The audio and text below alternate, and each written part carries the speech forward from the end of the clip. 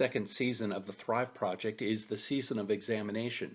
And churches are invited to look at themselves and define their gifts and define their community needs, but most especially to explore their missional identity.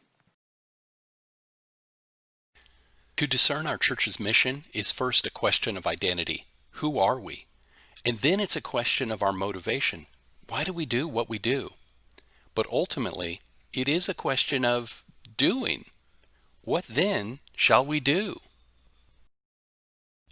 The author Frederick Buechner famously defined God's call and our vocation as where our great passion or joy meets the world's great need.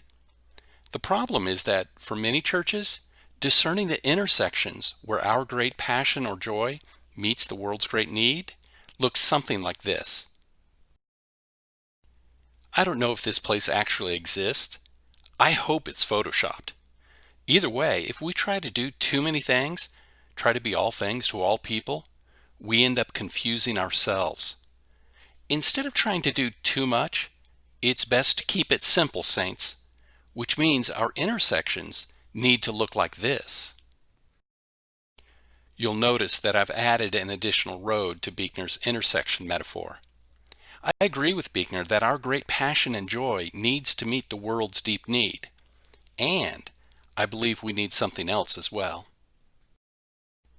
I believe we also need to consider our spiritual gifts, both for individuals and for churches.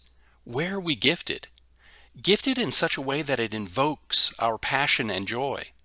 Gifted in such a way that God has prepared us to meet the world's deep needs.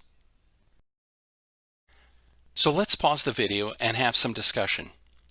Name your church's one great passion or joy. Name your church's 2 amazing giftings. And name 3 needs your neighbors have as your neighbors would define them.